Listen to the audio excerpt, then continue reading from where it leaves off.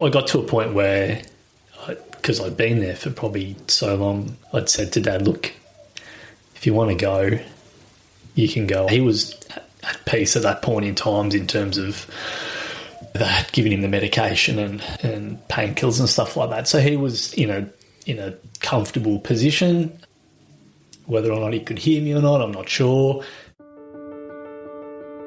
Welcome to Don't Be Caught Dead, a podcast encouraging open conversations about dying and the death of a loved one. I'm your host, Catherine Ashton, founder of Critical Info, and I'm helping to bring your stories of death back to life. Because while you may not be ready to die, at least you can be prepared. Don't Be Caught Dead acknowledges the lands of the Kulin Nations and recognises their connection to land, sea and community. We pay our respects to their elders, past, present and emerging, and extend that respect to all Aboriginal and Torres Strait Islander and First Nation peoples around the globe.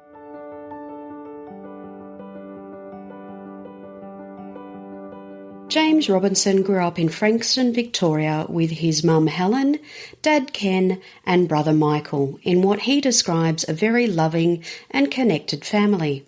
James has really wonderful memories growing up as a child. He now lives in Tyre, Victoria. James is married to Kirsten and is a super busy dad with their two energetic boys, Jet aged 9 and Phoenix aged 7. James says he has a great job working for Baw Baw Shire Council. He gets great enjoyment staying fit and pottering around the garden. In the late 1990s, unfortunately, James's brother Michael, who was about to turn 21, died by suicide. James's mum Helen died unexpectedly as a result of a stroke in 2019, and his dad Ken died of cancer in 2021.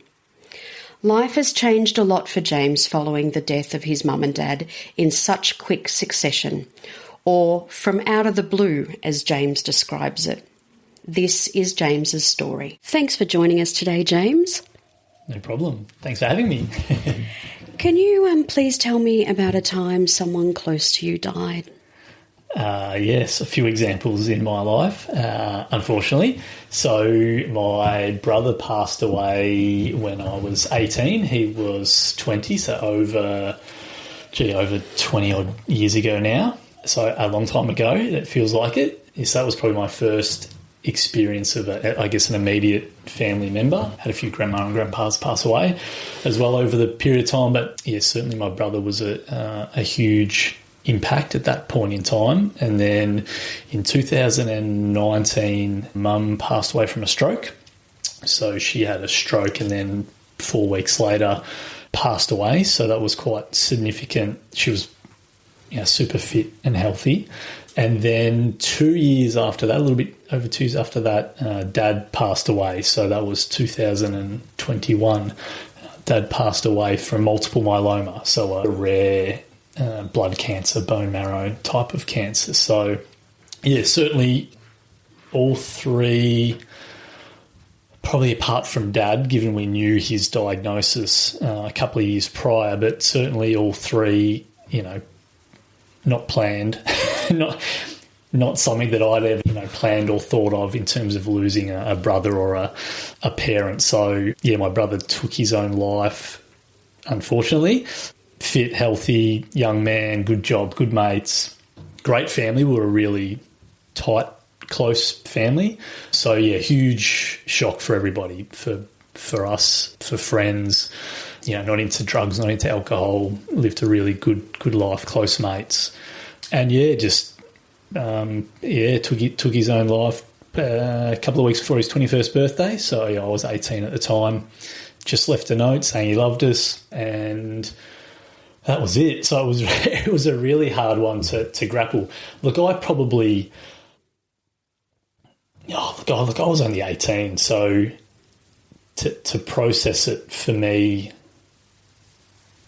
completely different as to how I would process it now, being a 43-year-old man with a couple of kids myself and a wife. So, I have a lot of memory loss, I feel, from that period of time, beyond that as well. So, life just continues and away you go. And suicide wasn't something that was, probably, I guess, known about or really understood. There wasn't probably the research and probably more the openness now that it's talked about. So, when I think about it now and I look back at it, I really felt for my parents, trying to go through that period of time, losing, their eldest son to suicide, and with no real reason as to why, he went down that path. So, you always go through the whys and what ifs, but I know for me, I probably continued my life, as a young man, 18. I don't feel like I changed anything, which is hard. When I think about it now, I think that's probably, not the right thing to do. So, when I think about it now, I feel so sad for mum and dad, and I know they really carried it right up until their passing. They just didn't understand the why. So that was the first real loss of someone super close. I was really close with my brother. So, what was his name, James? Michael Robinson. Yeah. And so it was just you and Michael? Yeah, just the two of us. Yeah. So that changes the way you become an only child, and again, not that I felt like I changed the way I went about my next 10, 15 years. Oh, no, I probably dealt with it more around drinking, I think, as a young man. So I feel like that was probably a way in which I dealt with my emotions. Young men, put your emotions out very often, or not that you're told not to, but there's that bit of stigma around that. So yeah, I probably hid it away. I think I've dealt with it over time, but probably still haven't dealt with it. It's a funny one when I think about it. Yeah, tough, a tough period for mum and dad, but I certainly think, I don't know, me being an 18-year-old, I probably shuffled it to the side and moved on with being an 18-year-old, back in the late 90s, early 20s, and just got on with things. And was there any support offered at all that you can recall? No, it was funny, thinking about it, given you and I having discussions over the last few months. No, God, I remember my main memory of support is I can't remember if it was the police at the point in time of them saying we had found your son or your brother, after they'd arrived at the house. I vaguely remember them saying there's some counselling you can get through the police or some support. So I remember that was offered, but we didn't do anything as a family unit that I recall. Mum and dad ended up being heavily into meditation. I think that's the way they dealt with it into the years, it just became part of their sort of life. Each day they'd sort of meditate, and I think that helped them get through. But no, and I think just the whole suicide sort of thing and loss around that, not much support. I certainly didn't reach out or ask or request it, and nor was I offered it, but I never thought that I needed it probably until later in life, looking back. But nothing that I can recall in that space. And you were 18 at the time.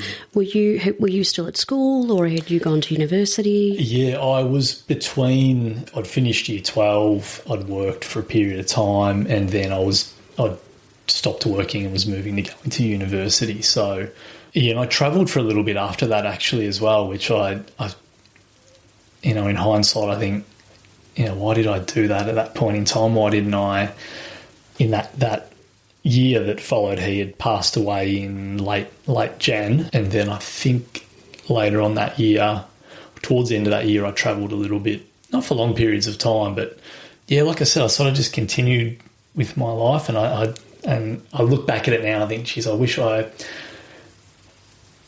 put my arms around mum and dad a little bit more, because God knows what they were going through. I know Dad loved his garage, but I remember him distinctly being down there more often, and I remember him crying, and I can remember hearing him yelling, but to himself in the garage. I think that was his space to deal with what he was thinking with. Yeah, a funny one. And your mum? Do you remember how she dealt with it?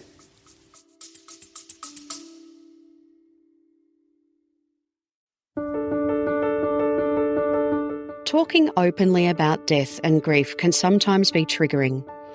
If you find you need support, please reach out to our support services and the bereavement organisations listed on our resource hub. All links are in the show notes of this episode.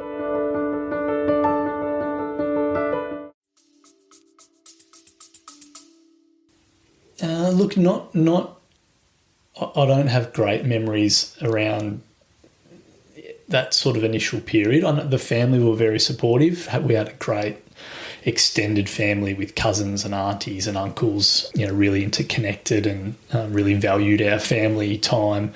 So I know that they were certainly, close with us, and I think with mum and dad, probably really helped in that space.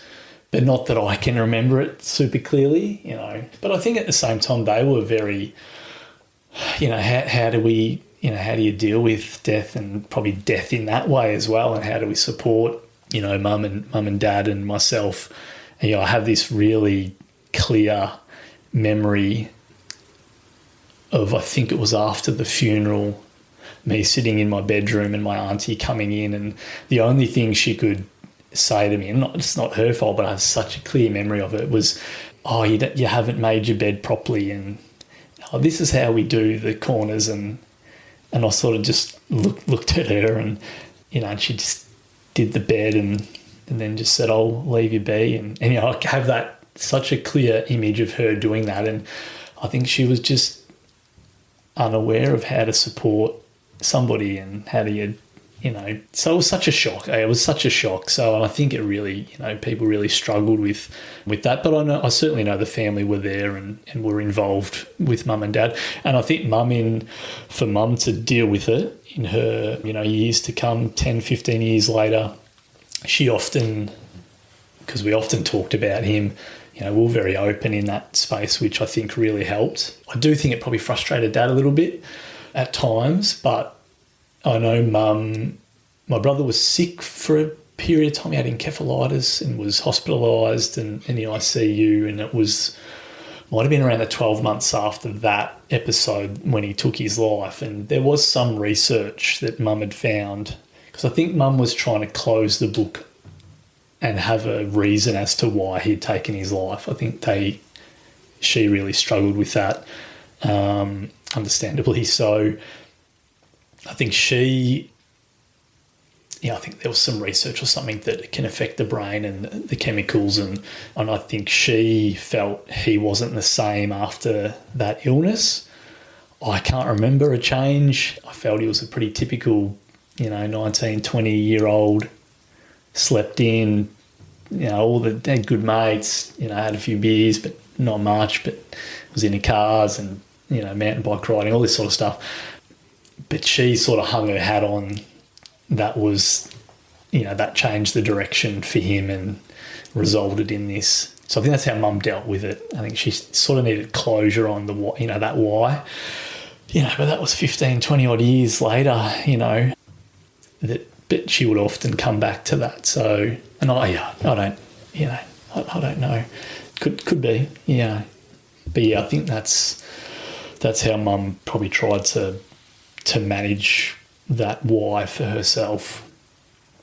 And now you have two boys yourself. And is there sort of things that you used to do as a child with, Michael, that you mentioned mountain bike riding? Mountain bike riding.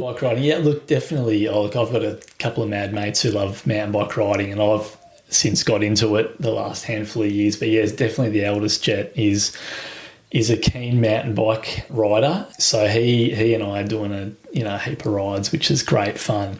But it's funny, my dad's was an engineering draftsman. He was a mechanic. He raced motorbikes. He was basically born on two wheels, and my brother sort of followed in dad's footsteps. Michael was a motor mechanic. So I look at an engine and where do you start?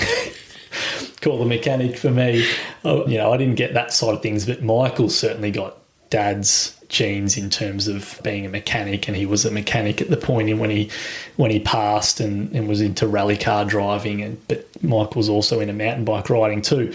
But Jet has certainly got the mechanical brain as well. So I think that sort of stayed but he's constructing bits and pieces and all that sort of stuff, and I reckon he'll be very mechanically minded. He loves unpicking how things work. So that feels nice that that's stayed in the family a little bit. But certainly the mountain bike riding is lovely. And I've got a few nice photos of my brother racing in mountain bike. And it's nice reflection to have, a nice memory to have. And if Jet sticks with it, that's great for for his future, and a nice touch back to Michael. So it's good. It's good. And now moving to your mum when she died, that was in 2019, middle of 2019. We purchased this, going back a little bit before then, we, myself and Kirsten, my wife, we fell in love with this property in Tyab, showed it to mum and dad. There was two houses. Before you knew it, we were putting this offer in on this house, beautiful, beautiful property. And, with this vision of mum and dad being next door, us being in one house, them in the other house, and, being there for 20 odd years, growing up with the boys and that interaction, and, grandma and grandpa on the doorstep. So that was something that had occurred prior to mum having the stroke. So we were there for about 2 years with them, with us and with them. And, it was just this lovely relationship, this lovely property that sort of brought us together.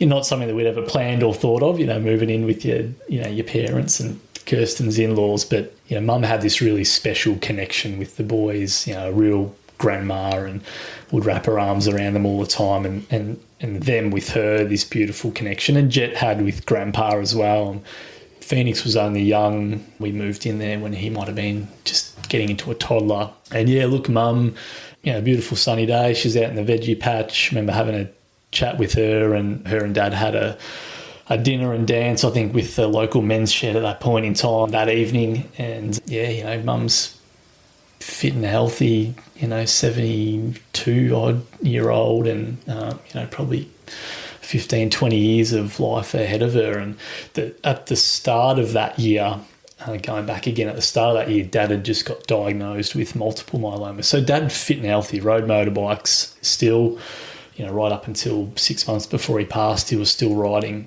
push bikes. Yeah, both of them in just, what you'd hope to be, health-wise, in your early 70s.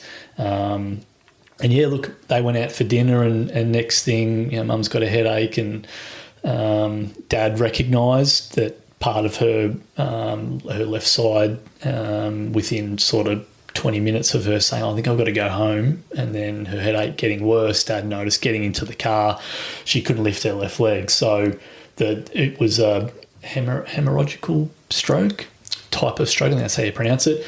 Very super heavy, instant bleeding, pretty hard to come back from in terms of recovery. So, she was straight down to Frankston Hospital, and they sent her straight up to the Alfred. But by the time, I followed them in, and by the time, she was, we could see her, which was only a handful of hours, she couldn't open her eyes. She was chatting, but definitely slowing down pretty quick in that space. And within a day or 2 days, she was only squeezing your hand, so she could hear, but she couldn't talk. And that passed within, it would have been maybe at the 2 week mark, she couldn't respond. So super tough to see, that just that change so quick from being a super healthy, fit, person to just instantly, almost instantly just, life changing. And that sort of 2 to 3 week period, the scans were just showing the bleed was too heavy.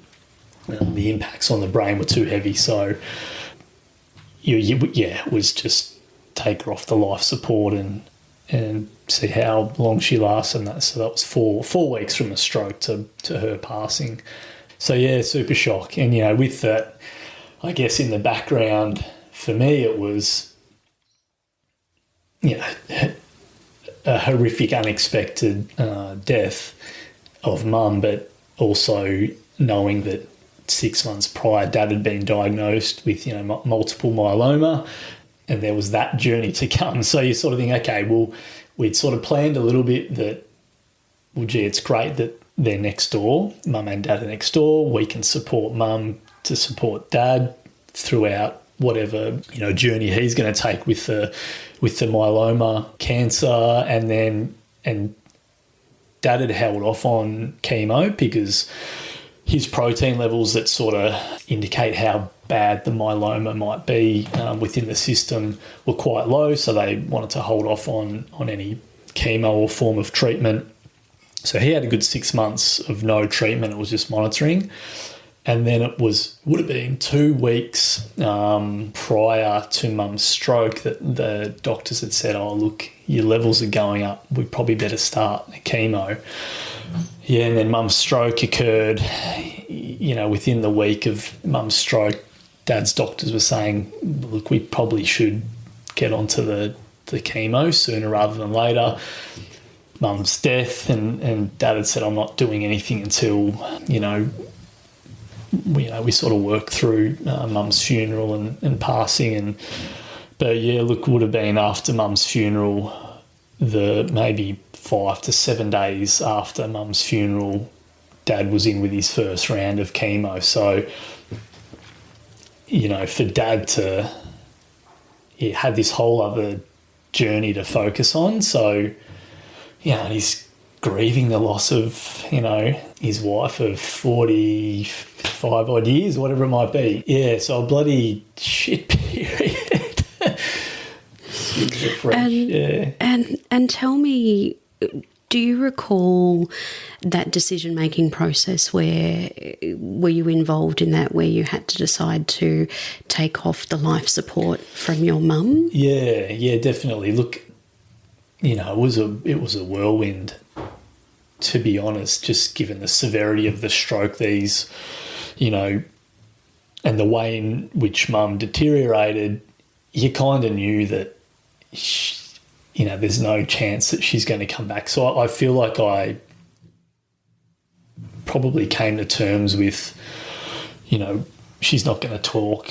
Look, we spoke about that. There was certainly talk about, okay, what recovery might look like. But within the following week, it was talk about, look, we don't think she'll make a recovery. So, look, we were certainly, it was both myself and Dad, I guess, supporting each other in the decisions that we had to make. But, there were no options. There were, Mum had the stroke and the impact on the brain was so significant that, there was no chance of recovery. It was, yes, we could have kept her on life support, but there was no benefit to anyone in that space. And I know probably, conversations with Mum and Dad over the years, they were never,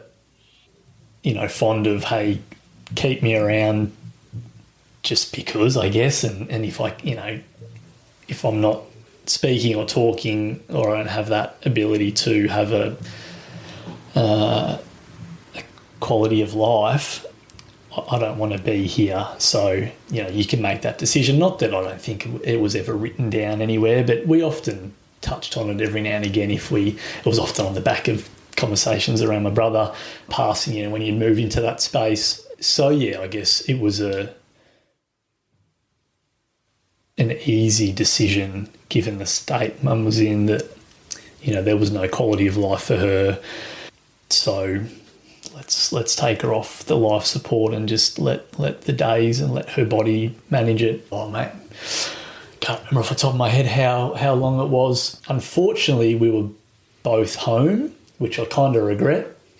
Mum was in hospital in the city, and Dad and I had come home with the plan to go up the next morning, and it might have been 4 or 5 a.m. I think Dad had got the call that, she'd passed.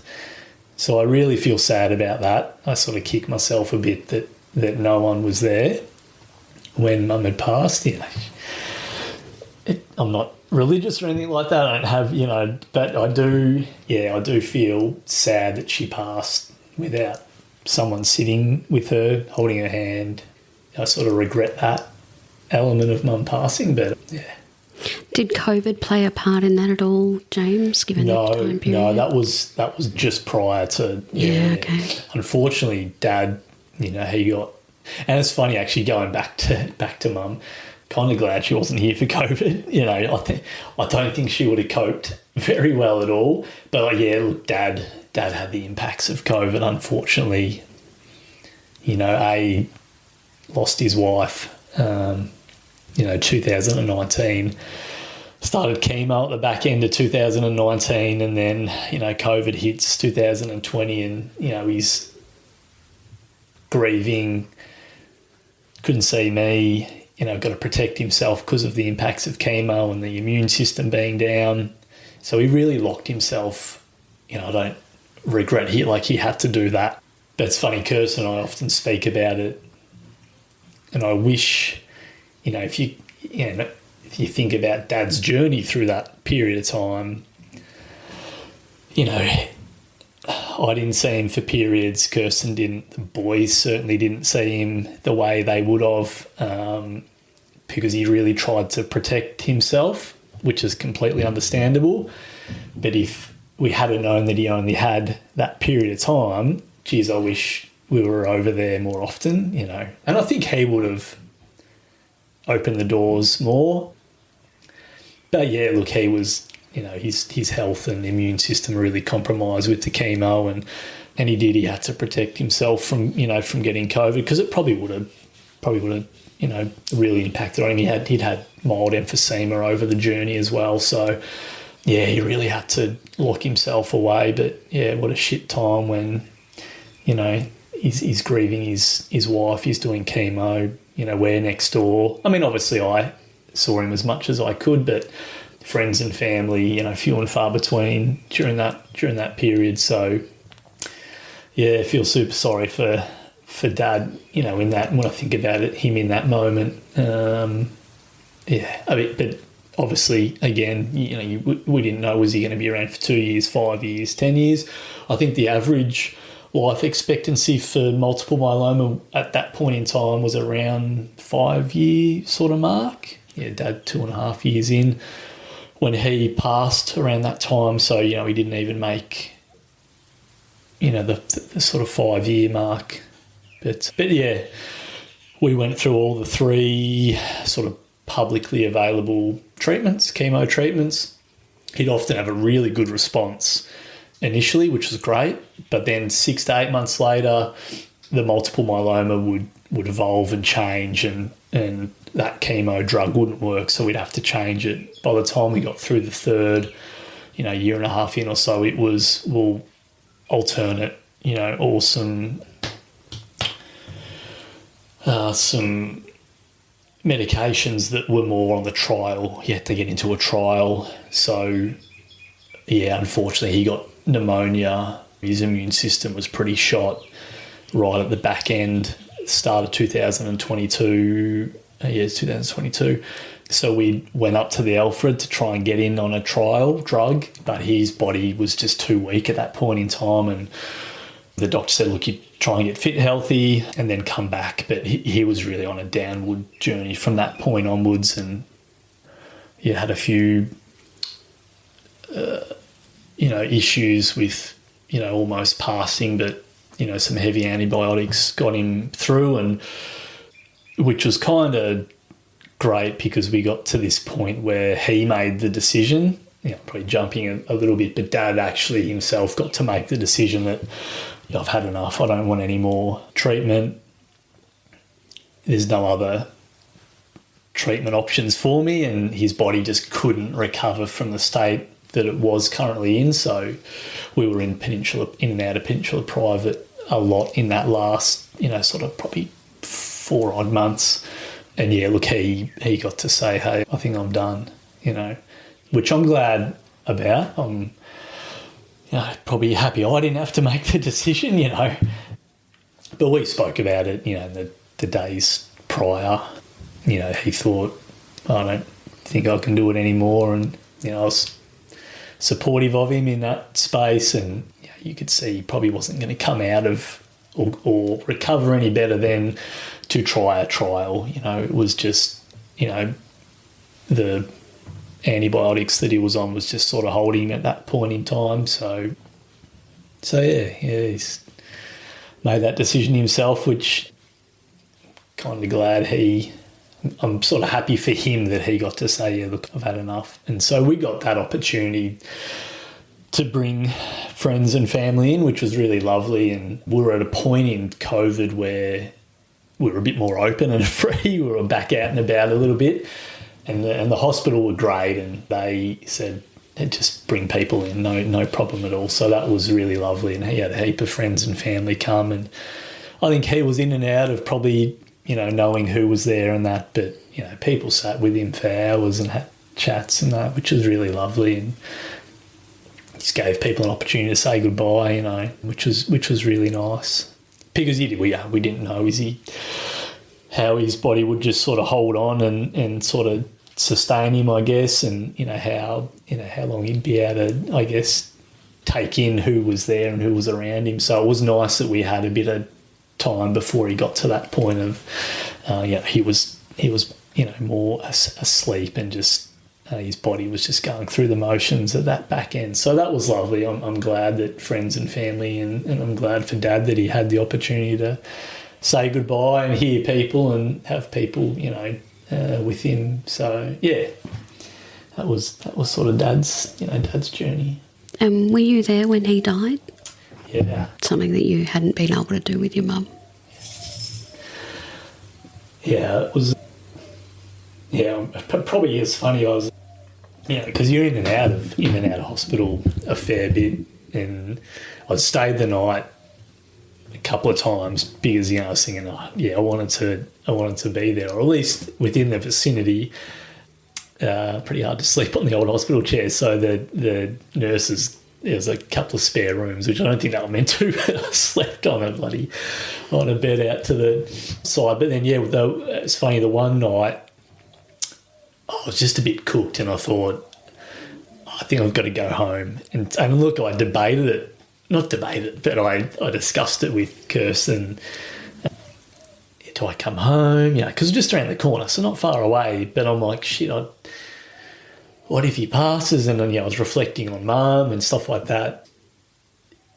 But I actually did. I got to a point where, because I'd been there for probably so long, I'd said to Dad, look, if you want to go, you can go. I've got to go home and get some sleep, which I can laugh about now. But, I'd probably thought about it enough where I was comfortable to go, no, I think, okay, go back to sleep, because I knew I was going to be back in the next day, and how long do you do this cycle for? So I did, look, I went home, Dad was, he was at peace at that point in time in terms of, they had given him the medication and painkillers and stuff like that. So he was in a comfortable position. Whether or not he could hear me or not, I'm not sure. But he was non-responsive, but breathing on his own, just in bed. And he had been for a handful of days in that sort of state. So, look, I said goodbye and went home, and then, came back the next day. And so I was quite relieved that I'd slept, no phone calls. I'd woken up, had something to eat. Okay, I'll go in. And so, whatever, pretty, not early, but I was like, sort of keen to get back obviously to be by his side again. And yeah, got there and opened up the blind and said g'day, put on the morning news, or, a little bit of a routine I was in for him, and just chat to him and talk about, what was going on. And it would have been 15, 20 minutes, and the nurse popped in and said, g'day. And I would have been within 3-4 minutes of her popping in. Yeah, maybe I was there for 20 minutes and he stopped breathing, And so it was this, I was holding his hand and we're just chatting, had the news on and, brief chat. And the nurse just looked at me and she just cried and she said, he waited for you, because they were wonderful and they knew that, oh, look, I've got to go home and all that sort of stuff. So I guess they knew the sort of, the background and they were very, they knew, because Dad had been in and out of Peninsula Private for, or 2 years, 2.5 years. So they knew him really well, and, he'd made some really lovely connections with the nurses in there, and they knew his background, they knew me and that. And yeah, look, it did feel like he'd waited, for me, which was, yeah. They do say that hearing is the last sense to go. Yeah, okay. Yeah, so it was, definitely, it was just nice to have walked in and said good morning and yeah, look, whether or not he could hear me, I don't know, but if he could, that's, lovely. And yeah, holding his hand and then him, just sort of stopping. It was super peaceful, obviously, you cry at that point in time, but I was happy as well, that I was there, but yeah, he did just stop. It was very peaceful, The nurse was great. She left, and you have your time there, sitting with him, and yeah, you get to say goodbye. So I felt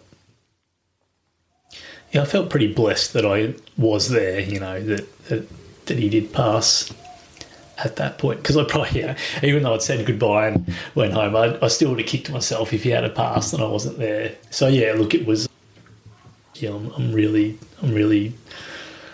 comfortable with Dad passing in that moment, and I guess I'm at peace with it, more so because I know I was there, and yeah, maybe he heard me, which is nice to know, or nice to,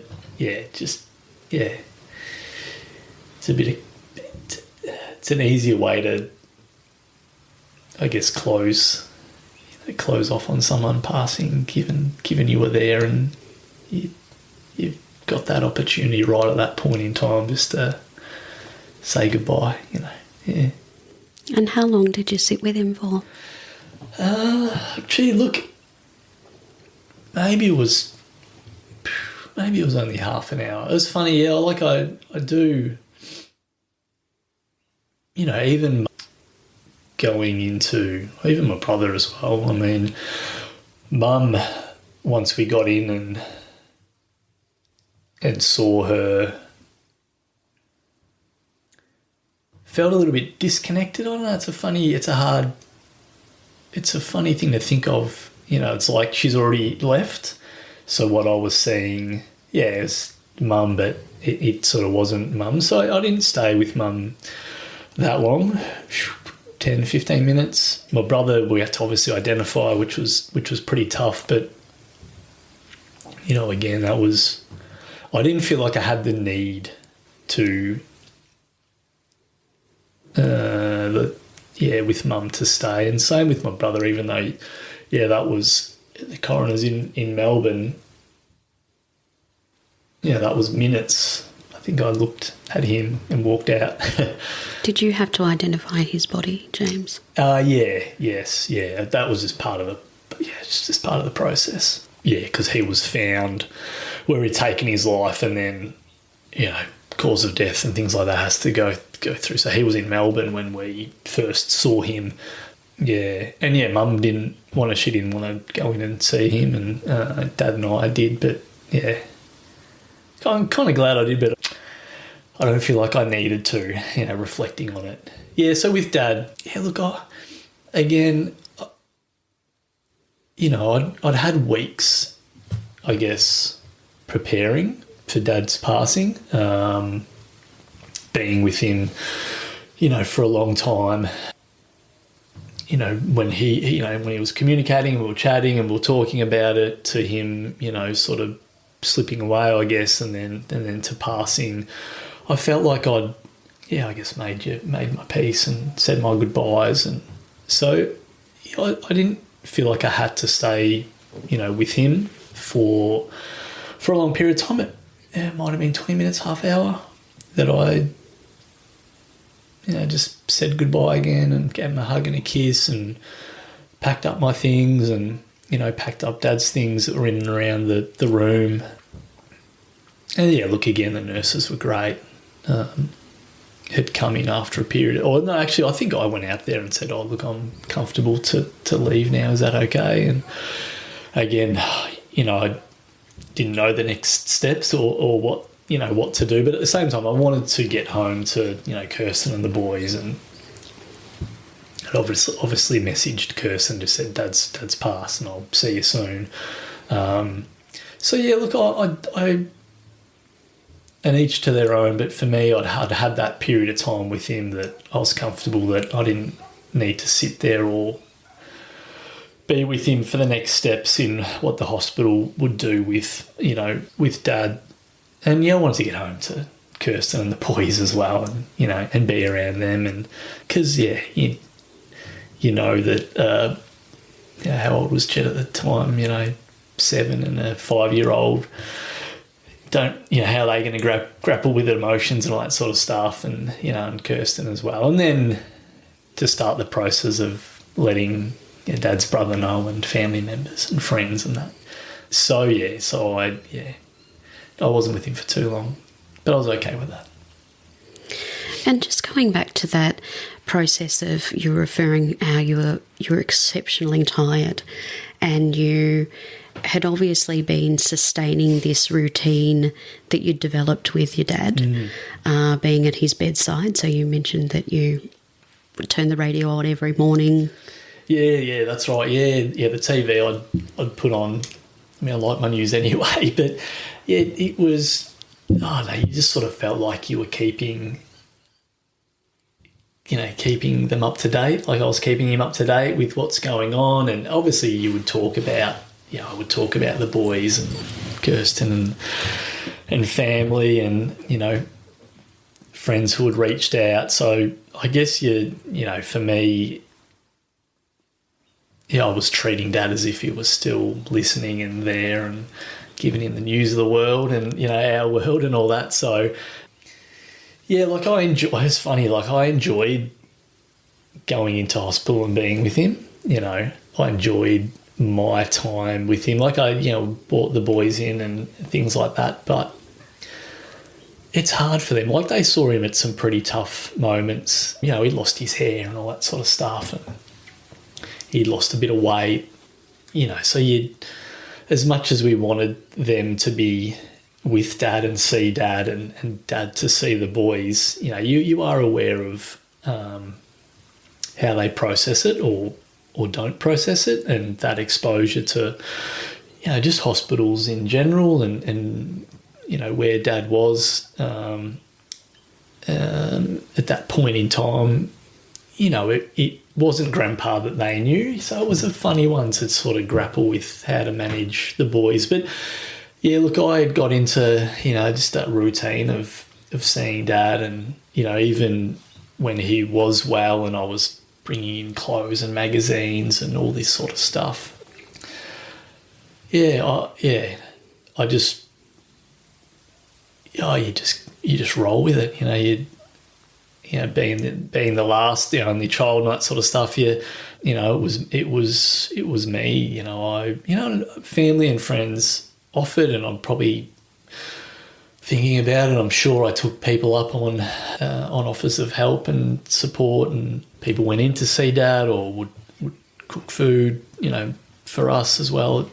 So we did have a lot of support, but I did, obviously, it was me, daily in terms of, you want a newspaper, do you want me to bring you a coffee, new pair of jocks, all that sort of stuff. Motorbike magazine, you always wanted this motorbike magazine. Yeah, so you do get into a bit of a routine, I guess, particularly when someone's, at that end or close to, and you're the only child.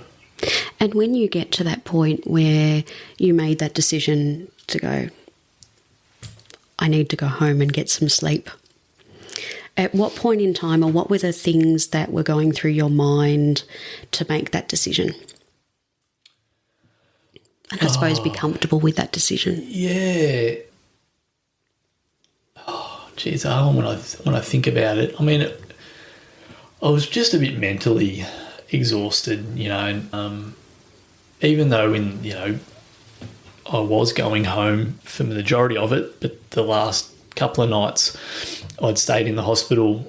It's just not your own bed, and it's not with your family, and there was probably the element of having a distraction too. You walk in the door and you got two young boys that it's their life and their things and their toys, and they're doing this, and hey Dad, come and look at this. So putting myself back into my own life probably gave me a bit of a mental break from being with Dad and being in the hospital environment and thinking about all those things. So look, I probably wasn't this is me thinking sort of back, looking at it, probably a bit of self-preservation, just to reset a bit, give yourself a bit of energy and a chop out, because or else you just burn yourself and then you're no good to anyone. So look, it was, and like I said, I'd had time, I knew Dad was going to pass at some point in time, so I'd really been conscious of saying my goodbyes to him, quite a lot in the days and the weeks leading up to him passing. So I did feel pretty comfortable with it. But I was obviously reflecting on Mum too and that scenario, and I didn't want that to happen again. But I did, I think, because I had that duration with Dad, and I said my goodbyes. Whereas Mum, I'm sure I did, but I can't visually recall it saying goodbye to Mum. I'm sure I did, many, days in the hospital and then knowing that she wasn't going to come back. I'm sure I did, but I can't picture it. So I was probably pretty mindful of telling Dad what I thought and him hearing it a lot. But so then the check out and going home was just for me, and I knew I probably, just listening to my body, I knew I was pretty exhausted and just needed my own bed and some of that family distraction and family time to re-energise and come back, whether that was going to be for a day or two or a week, who knew at that point in time. So but I was comfortable with it, and I think just because I'd made my peace and said goodbye, and if he had passed, I still would have kicked myself, but I probably would have, been comfortable with it as well. But I suppose, as you mentioned before, the death is just one aspect of it, because once someone's died, you then had to go home and explain to the boys and definitely. Then ring, your uncle. Yeah, absolutely, yeah. Yeah, like even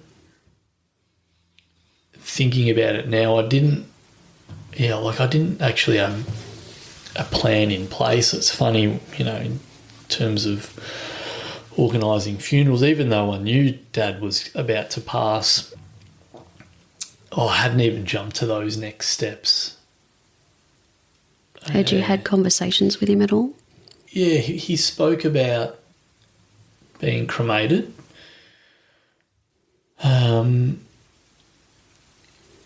What else did we talk about? We did talk about elements of the funeral.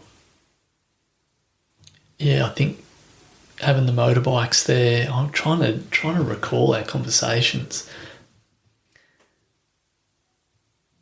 I'm sure we did have. I know we had conversations about it, but it was right at the pointy end of Dad passing, yeah, I remember him saying,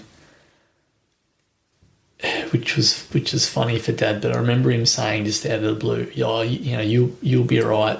There's money that'll be there for you, which was, I found that quite funny because he's not he was always spending money on motorbikes, but he was always tight in that space too. But that was a funny thing that came out right towards the back end. But we definitely spoke about the funeral, but not in detail, not in great detail. Tell me about the motorbikes. Oh, that was Dad, born on two wheels, and he raced and trail bike rode and all sorts of stuff over his years, and he only stopped when Mum had my brother and me, back in the day, whatever it was, 60s and 70s. A lot of people in the racing world and all Dad's mates, accidents, often people getting killed and things like that. So Mum had said, oh, look, can you pack up the racing? Which he didn't, and he went to trail bike riding. So I don't know what's worse, to be honest. But, that was his second home, Amtra Motorbike Club that he part-founded back in the day. Yeah, he was still riding the motorbike probably up to 6 months before he passed. He had a road bike that he still got out on, which was pretty amazing for in his early 70s. And look, on the, had all his mates, ride the motorbikes to the funeral and, sort of chauffeur the hearse out, which was really nice. And a lot of motorbike stories. I mean, it was his life, really. Always a couple of motorbikes in the garage growing up as kids, and a lot of close friends. Yeah, so that was the motorbike, side of things. It was just that was Dad, yeah. That's great. And just going back to, we've touched on the support that you had when Michael died. What was the difference between, the support or lack of support that you had when Michael died to when your mum died or when your dad died? It's funny when I reflect on Mum and Dad passing. I mean, obviously Dad was there with Mum, so we, I really supported Dad in, I guess, preparing for the funeral and all those elements. But there was no, I know you and I have spoken about this, there was no place to go to find out, okay, what is the first step? What is the next step? What should I think about? So in terms of what support was there was no support. Yeah, the hospital asks about, pretty much instantly, who's the funeral director, and I haven't thought about that, And you just into it. It's a funny thing. No one offered.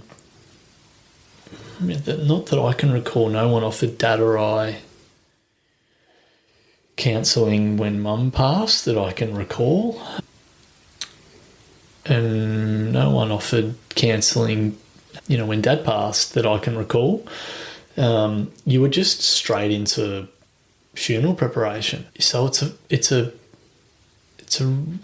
weird period of time. I mean, I guess I had the benefit of Mum passing, so I knew what to expect, and we used the same funeral company as we did for Mum. I used for Dad, which was kind of comforting, I think, because I had already acquainted myself with them during Mum, and they were wonderful. And look, I was exposed to how you go about it with Mum passing, so sort of prepared in that space. But you're not prepared at the same time either. You are just, you're grieving a loved one, and then you just straight into this, well, I've got to select a location, and they're going to be cremated. I've got to choose a coffin. I've got to get a funeral director. Am I doing an obituary? Am I posting on social media? yeah, all these things all of a sudden, and there's the time, like there's time pressure too that you've got to do this within. So it's pretty daunting. You do just fly by to the seat of your pants. You probably make decisions. I mean, I was really happy with Mum's funeral and Dad's funeral, but you don't have the luxury to weigh up options. You know, you sort of, it's like the funeral's just got to happen and you've just got to make decisions to keep things moving. You got to write, you got to ask people to be involved in the funeral, to write speeches. You've got to get photos ready. You've got to select music. You got to choose a coffin. You got to choose, like, it's a whirlwind of decision making. It probably, you know, depending on the nature of the death and the relationship, you know, when you're at your lowest. So it's a funny period of time. I mean, you know, Kirsten was wonderful help in that space and obviously lent on each other, and you know, she's a real doer, so she helped with decision making for me and selection of music and photos. But it's a real tough period of time, and yeah, you're making these really snap decisions. You know, it's not like you're buying a car and you're shopping around for options, and you know, you've just got to move quite quickly and grieve at the same time.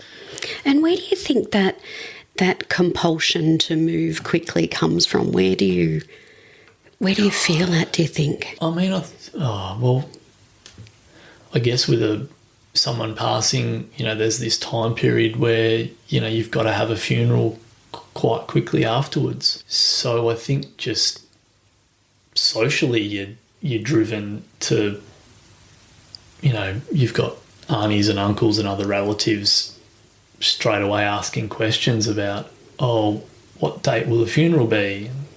Shit, I haven't even thought about it. They only died yesterday. So yeah, I guess there's just this historical social pressure that a funeral comes pretty quick after a death, typically, I guess.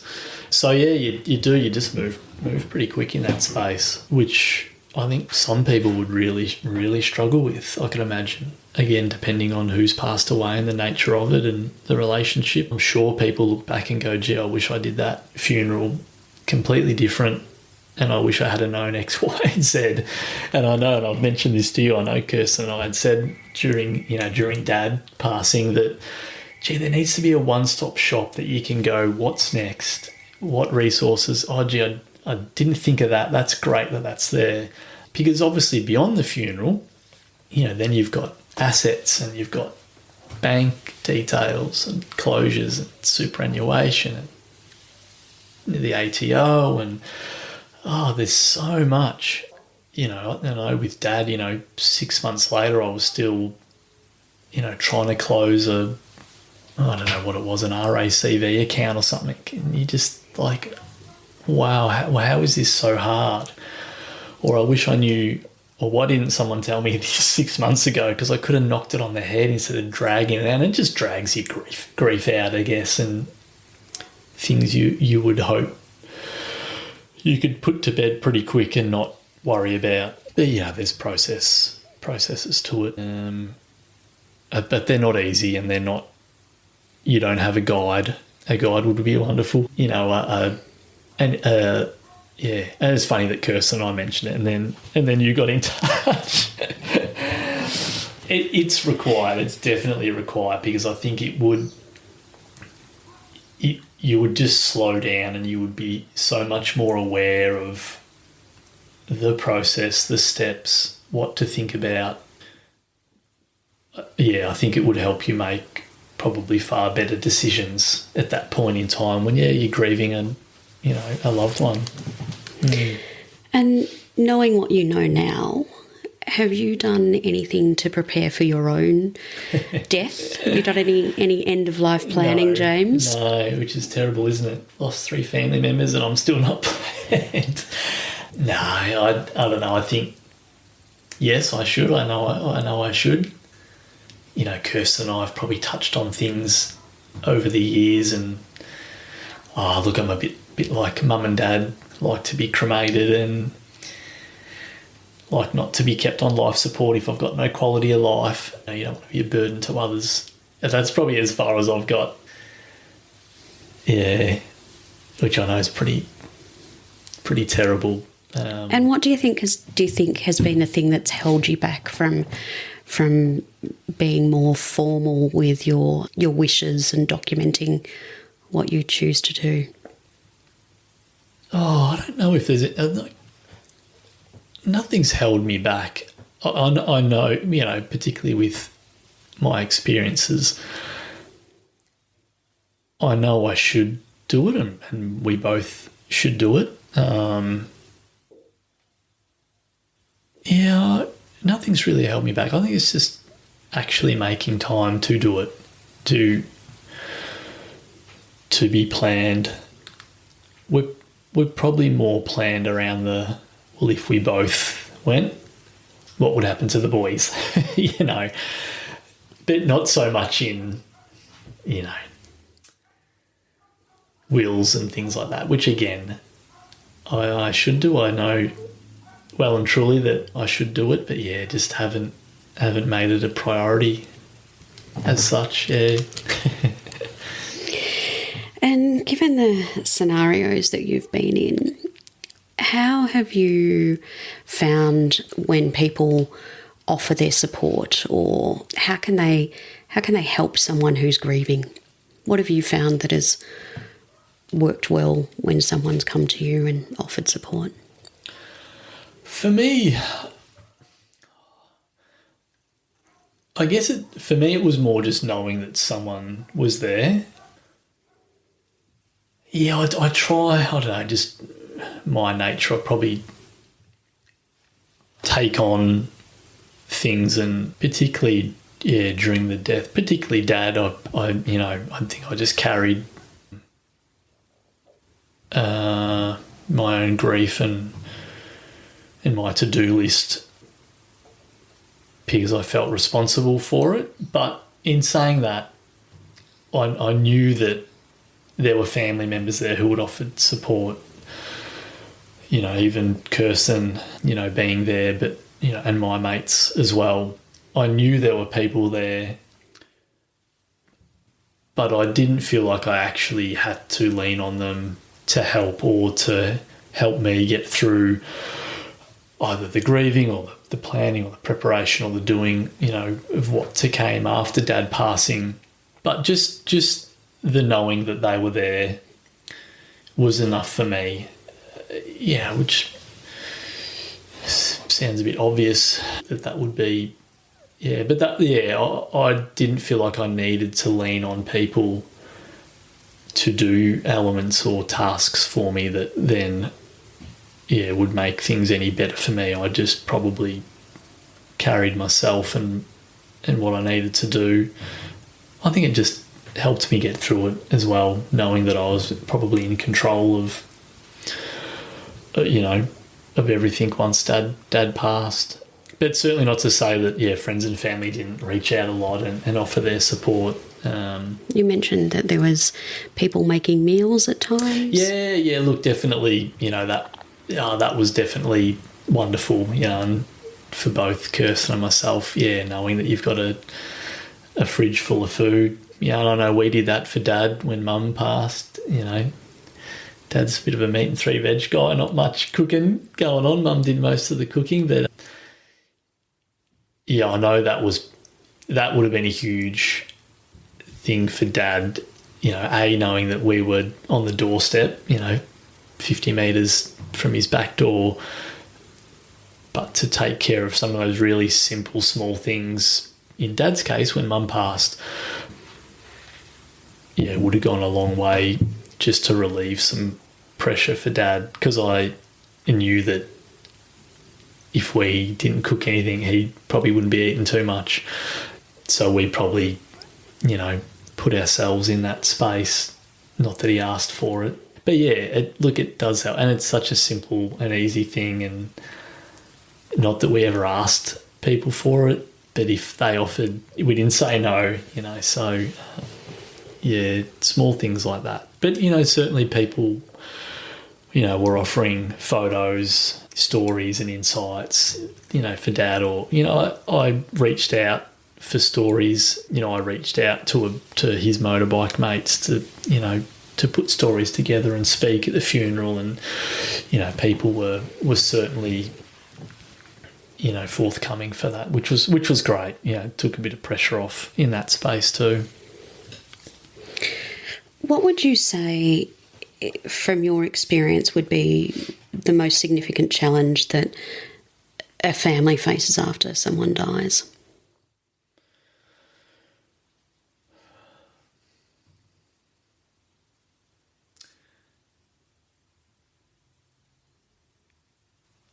Look, I mean, it depends on...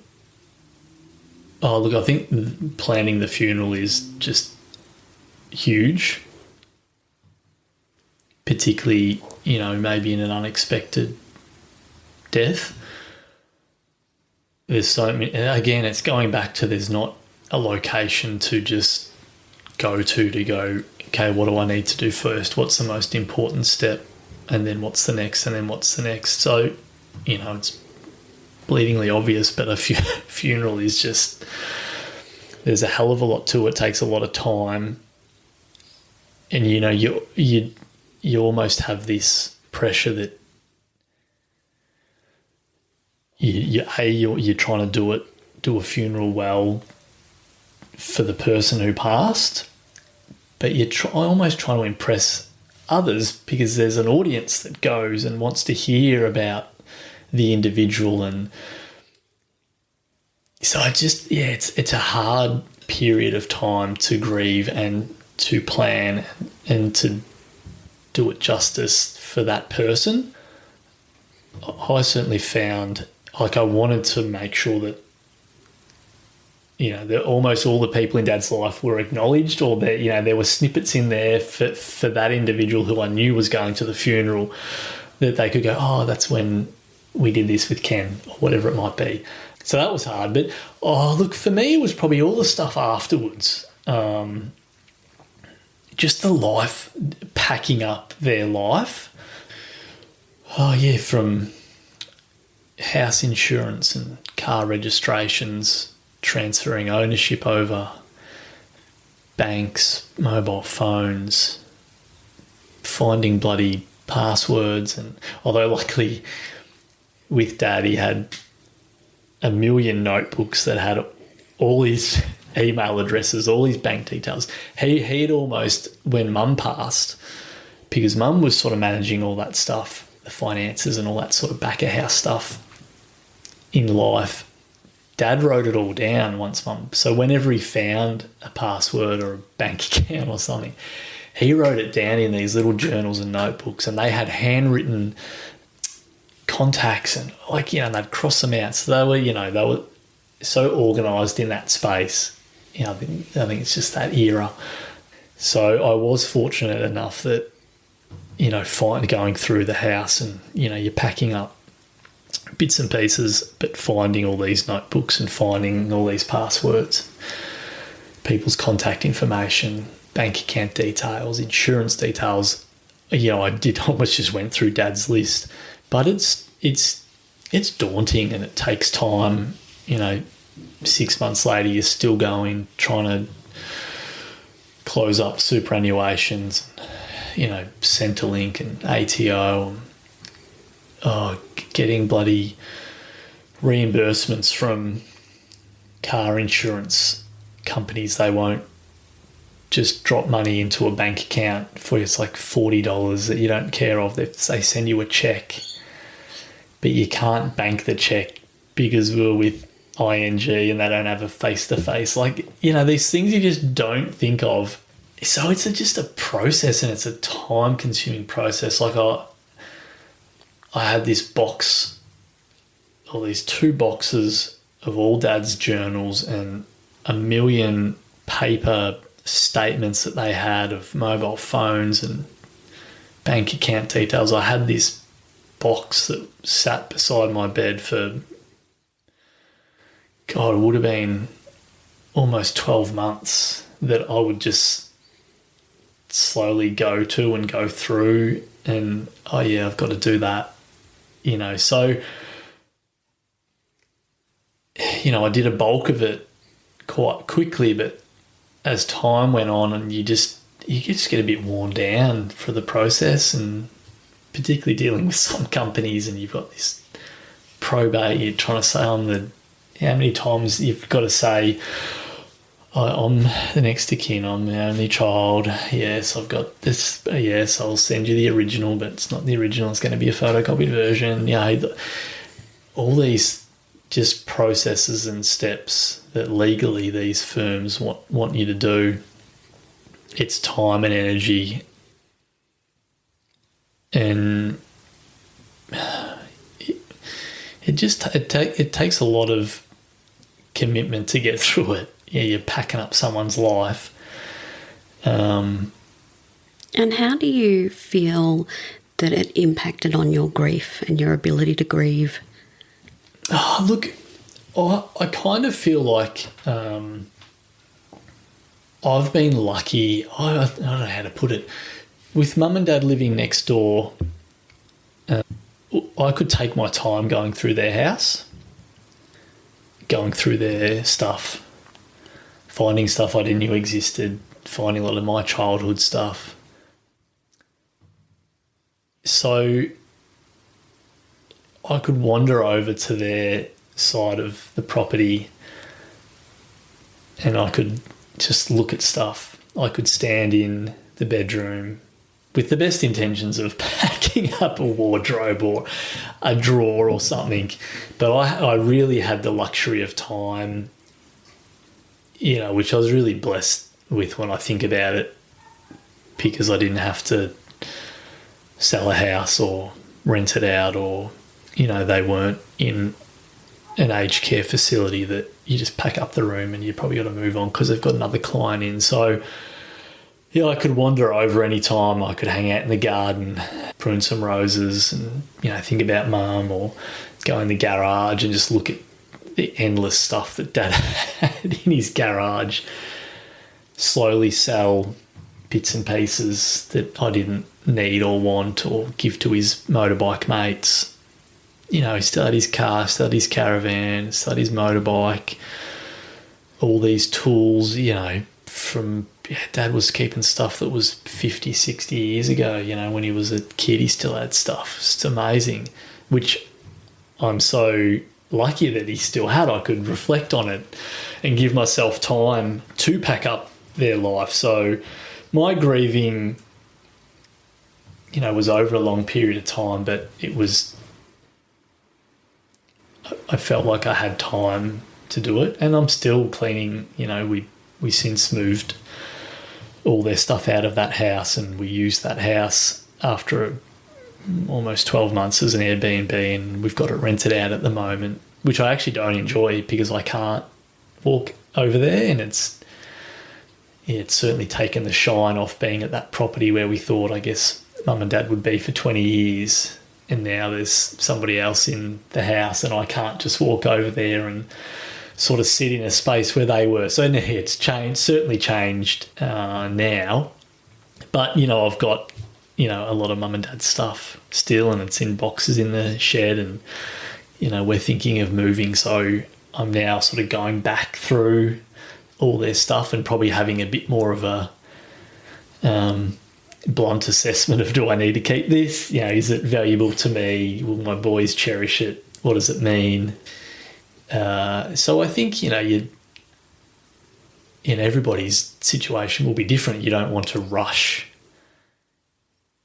I think, into making these decisions when you're packing up someone's life of what to keep, what not to keep. I think if you've got the beauty of time to grieve and process it, and then their physical things process and think about, like I kept all Dad's jackets and they're still in my wardrobe. Now I look at them 2 years on, I don't actually think I've got a connection to that, so I'll pass it on, but maybe in haste or in grief, straight after somebody, if you've got to make snap decisions, maybe you wouldn't make the best ones. But I feel for us, I've had ample time to grieve and come to terms with mum and dad passing, and I've had this beautiful time to physically hold their things for a long time and decide what means the most to me, what doesn't.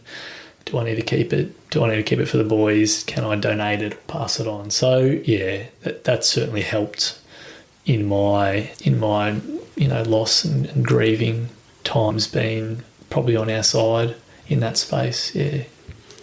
And in relation to Michael, you were talking about the fact that you look at the place where your parents lived on the property with you, and it was not the house that you expected or for them to be there.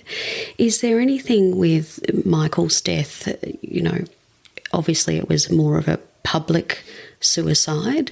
Is there an area that you avoid now or after his death? Yeah, funny actually. It was in Frankston, and a development was underway where he went to and took his life. So I don't go down that street. Not that I'm there or in that area often. I don't feel like I need to, but at the same time I don't want to. It's a funny one. But then, we grew up all our lives at the same house in Frankston, and a heap of memories, in and around Frankston, and I'm more than happy to, to drive, and I would detour to see our house. Yeah, so that's fine. But yeah, certainly, where he passed, I think I'd been into the court once following, and I don't need to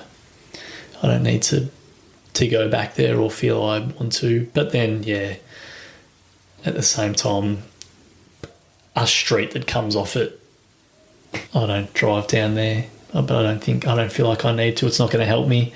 And that's over 20 years ago. So, yeah, it's certainly, different. Different time, different experience, different age, different way of passing. It just changes, I guess, how you view the death and the passing and your grief, and what you do and don't do. I think everybody's going to come at it differently with their own experience, and I think the way in which their loved one has passed, you might get time to say goodbye, you might not, might be expected, it might not be. I think that's going to certainly dictate how you manage your own grief, moving forward. Yeah, like for Dad, I feel super rapt that he got time to say goodbye, and I feel happy and blessed that his friends and family got to come and see him, even though he wasn't, Ken, that they knew from even months ago. At least they were still in his presence and he's theirs. Whereas Mum, I feel so sad for her that, life was taken within a day or 2 days in terms of really her being aware, I feel, of who was around her, and her not being able to say goodbye, knowing her as a person and a character. I feel she would be looking down, kicking herself, going, didn't get the opportunity to say goodbye to friends and family, and friends and family didn't. I mean, they did. People came in, obviously her brothers and sisters came in to see her, but she's well and truly gone by that point in time. So I feel sorry for Mum, in that space. And then my brother, he made that decision for whatever reason, and probably, I think probably with a lot of suicides, I guess, at that point in time when they make the decision, I don't think they're thinking about the impact that it may have. And that was his decision, so you can't, what do you do? You can't do anything about it. He'd actually gone to, his mates beforehand and hung out for dinner in a handful of hours, so maybe that was his way of saying goodbye at that point in time. It left us a note, a handful of words, but I guess he said goodbye, and it wasn't our fault, but no reason in that sense, but different. Each death, those three completely different. For probably people who were close to that person, and then just the death itself, unexpected, expected. Accepted, not accepted, all completely different in that space. And then my age, 18 to, an unexpected death, but I'm 20 odd years on, and then to Dad being a known outcome, you just handle it. Why do you grieve differently, I think. Is there anything else you'd like to add or share with us today? No, I mean, look, I touched on it earlier, and on the passing of Dad, Kirsten and I touching on, God, I wish there was a one-stop shop where you could look ahead and foresee some of this to help your decision making, and and then yourself reaching out. And I think it's not saying it just because I'm on the podcast, but it is. It's an absolutely wonderful idea, and it's required because, I had experience in deaths, not that I wanted to, but, you don't have direction, and you're just sort of jumping, and you're being told by others in the industry, particularly. I mean, the funerals for Mum and Dad were fantastic, and I wouldn't have changed a thing. But I could imagine people would make decisions that they would regret in months or years to come based around who they went with in terms of a funeral director and photos or stories or how they would handle wills. Or there is just, it's such a minefield, and there really isn't a location to find out all of that in one portal or point. And at the same time, you're not in a mindset where you're going to go, I'm going to go and Google all of this. And you would just get lost anyway. And, there is a clock that ticks between someone dying and having a funeral. So, there's a heap of decisions to make. So I think what you're trying to create is a really fantastic space for people, particularly if they do get to plan or have a time to plan before someone passes, via an illness or whatever. If they've got time, an absolute wonderful resource for someone to delve into, to prepare. Not always obviously going to have that time and energy, but before someone passes. But even then, I think if people were aware of, here's a place where I can go and search and just get some real quick answers, or some referrals to other websites or organisations to help in whatever way they need. I think absolutely it's required, and it's just not something that you think of when you're in the grief period of losing someone. You just got to pick yourself up and move into this other space of preparing for funerals and informing friends and family, and then potentially packing up someone's life and managing that element. So there's so much to it. So no, I think it's a fantastic piece of work, and I really hope it goes well. Thank you, James. Well, thank you so much for your time today. Thanks, Catherine. Appreciate it. We hope you enjoyed today's episode of Don't Be Caught Dead, brought to you by Critical Info. If you liked the episode, learnt something new, or were touched by a story you heard, we'd love for you to let us know. Send us an email, even tell your friends. Subscribe so you don't miss out on new episodes. If you can spare a few moments, please rate and review us, as it helps other people to find the show. Are you dying to know more? Stay up to date with Don't Be Caught Dead by signing up to our newsletter, and follow us on social media.